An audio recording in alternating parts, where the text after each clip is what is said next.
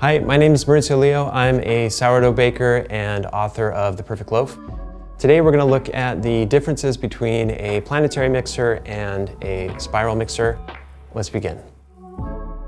So this is kind of the common planetary mixer you'll find most people have in their house. It's kind of an all-purpose mixer that's designed for cookies and cakes. But when it comes to mixing low hydration and higher hydration doughs, the challenges kind of present themselves. And so when you get to bread mixing and when you get to pizza, you really want a specialized mixer that focuses on mixing those types of doughs versus a general batter. So today we're gonna mix the same dough. In each of these mixers I have my white flour, a little bit of whole wheat flour, my sourdough starter, and we have the mixing water and the salt ready to go in. We're gonna look at the differences between the two mixers and how each of them kind of develops the dough, develops the gluten, and the efficiencies of one and the other. So the first thing I'm going to do is I'm going to add my mixing water to the planetary mixer. I always like to hold back a little bit of the water, and that really helps ensure that we're not overhydrating the dough from the start. We'll start on low speed, and this is the point where most planetary mixers have a little bit of trouble because the ingredients kind of splash around. This one I can see it needs a little more water. Now we'll add the water to the Halo Pro. When I add the majority of the water in the beginning, I always like to just kind of flip up the guard, add most of the water, and later we'll use the water spout to have a little bit more precision control when we add the water while the mixer's running. One of the nice things about having a lid and a cover like this is that when we start, if there's any chance that any ingredients are going to slosh around and kind of splash out, the guard helps keep everything nice and clean and inside the bowl. So let's get the spiral mixer up and running. And what I love about this is that it has really fine-grained speed control, so we can start out on a really slow speed. This helps to get that initial mix going so that the flour and the water get mixed together and hydrated. So I'm gonna mix this dough until it gets to about the same degree as in the planetary mixer. Right now in the initial mix, you're really just kind of a shaggy mass in there. But you'll see as the flour starts to get hydrated, you can smell kind of the flour aroma, and this is the point where I usually get most excited about baking. It's the potential of what you're gonna do for the rest of the day.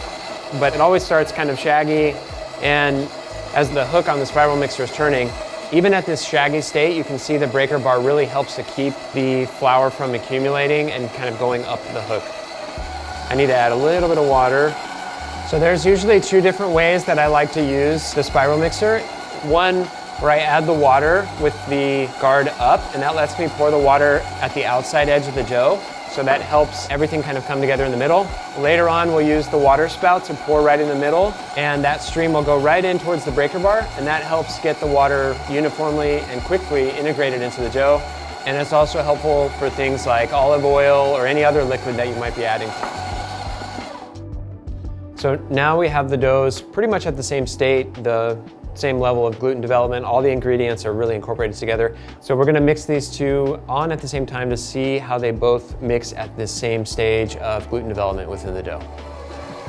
Since the spiral mixer has such fine-grained control, I can really dial in the speed at which this is operating and kind of match the planetary pretty closely. That looks about right. And at this point, I see the dough already starting to kind of climb up on the planetary mixer. So I feel like it actually needs a little bit more water.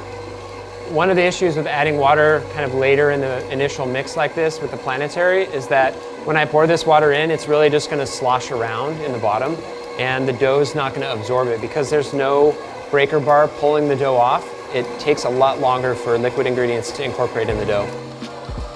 The thing that is really specific and specialized for a spiral mixer is the fact that it has a breaker bar that runs down the middle of the mixer. The breaker bar is super helpful because as the hook is mixing the dough, the breaker bar acts as kind of like a scraper that pulls the dough off the hook. You're, in essence, mixing a different portion of the dough with each revolution of the mixer, and that makes sure that you're not overworking the same piece or the same section of the dough. So normally at this stage, what I need to do is I have to grab a spatula and clean the dough hook. Meanwhile, I really haven't had to do anything with the spiral mixer because there's no babysitting required here. It's pulling the dough off the hook all on its own with a breaker bar.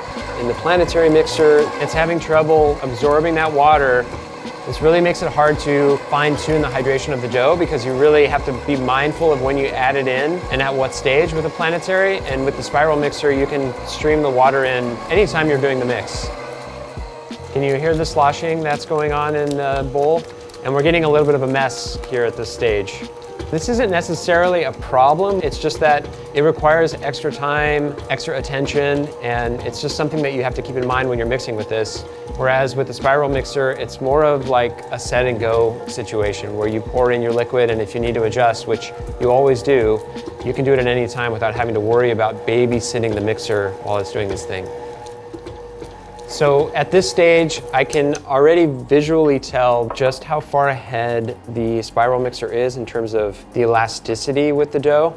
It's super smooth, and we're starting to see really good gluten development even at this stage, and we haven't even added the salt yet, which has a tightening effect. Whereas in the Planetary mixer, the dough is quite a bit shaggier, and for the same amount of time, it just has not developed the dough to the same degree. And so that really speaks to the efficiency of having a spiral mixer with a breaker bar versus a Planetary mixer that is more of an all-purpose mixer that is designed for cake batter or cookie dough. And a spiral mixer is really fine-tuned for bread doughs, pizza doughs, and things like that. The other really important thing is that with the spiral mixer, the bowl also turns along with the mixing hook. And so that really makes sure that you have even mixing coverage throughout the dough instead of the Planetary mixer focusing on kind of one area of the dough as the bowl is stationary. Now that we have the initial phase of mixing here complete, we're going to add in the salt. Salt is going to act as kind of a dough tightener, so when you add it, you add some water, the dough is really going to suck together and you'll see that it has a strengthening effect.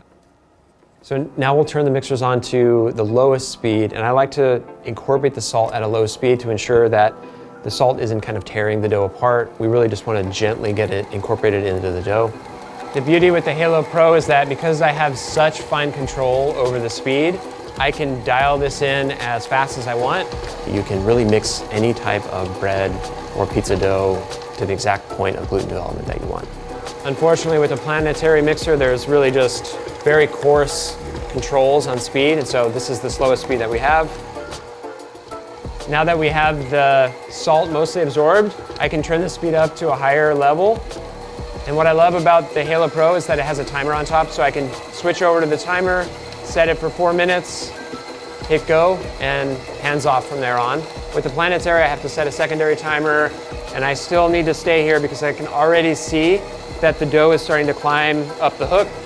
Meanwhile, the spiral mixer is doing its thing. The salt is incorporated in the dough, and now we're kind of getting that last stage of gluten development. This is the point where I feel like I almost need to really babysit the Planetary. This is the stage where the dough really starts climbing the hook. You can really just visually tell the difference in gluten development between the two doughs. So in the spiral mixer, you can see that there is quite a bit of gluten development. The dough is smoothing out. We're starting to see that kind of iconic pumpkin shape that we get in a spiral mixer. The sides of the dough are defined and kind of clear and clean. And that's really speaking to the efficiency of the gluten development with the spiral mixer. So if we take a closer look at this dough, you can see there's a lot of resistance in pulling the head up, which is a good sign. That means the dough is very elastic. It's super smooth. It still needs a little bit strengthening, but you can see how much gluten development there really is in this dough. It's resisting my pull, and it just feels great. I mean, it feels smooth, it feels strong. This is the kind of dough development and how long it took. This is the kind of operation that I want to see from a mixer. And if you take a look at the hook and the breaker bar, these are pretty clean. There's not a lot of dough sticking to them, and that speaks to the strength of the dough, the elasticity of the dough wanting to kind of stay together. Also, inside the bowl, it's pretty darn clean. I love that. That means less cleaning for me in the end. The dough is sticking together like it should. So now if we look at the Planetary mixer, when we pull the head up, the dough is really stuck to the hook. You can see just how shaggy the dough is, and that's telling me that this just needs more time to develop the gluten. So the mixing time is quite a bit longer in the Planetary to get to the same stage as the spiral. So when I paused the spiral mixer, I noticed that the timer stopped, which is great because that tells me that I know exactly how much time I need left in my mix. I didn't have to write it down or have a secondary timer. That was all done automatically. So at this stage, since we're getting near the end of gluten development for the dough, I always like to add a little bit of water at the end, and this allows me to very precisely adjust the hydration of the dough. This is made super easy on the spiral mixer because it has a water spout. I'm looking for a dough that isn't so strong that it's really tight around the hook. I want it to relax out but still be smooth and not overly wet. We don't want to see pancake batter here. We're looking for a tight and elastic dough. You can see at this stage, these are almost two very different doughs. In the spiral mixer, we're starting to see that pumpkin shape that we're looking for, so the gluten is being developed and we're seeing some strength, a very clean bowl, and really just everything elastic and together. On the Planetary side, the dough is kind of sucking to the dough hook, which is a good sign that we're getting gluten development, so it is doing its job, but the dough is very shaggy and it's stuck to the outside of the edge and at the bottom, and we're not getting as efficient mixing as we are with the spiral that's evenly working the dough all the way around. I'm gonna add a little bit more water.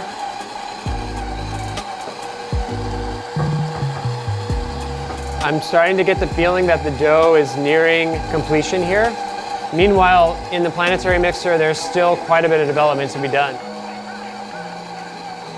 Now that I see a really defined pumpkin shape in the spiral mixer, at this stage I want to stop the mixers and take a look at the dough because I'm feeling like this is probably done, and it always helps to use a wet hand, reach in and kind of feel the dough, develop your sense for when the dough is strengthened enough.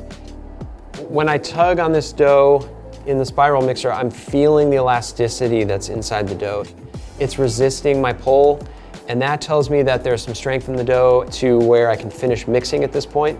If there was no elasticity, if it was super extensible and kind of shredding apart when I pull it, then I would know that I need to mix for quite a bit longer.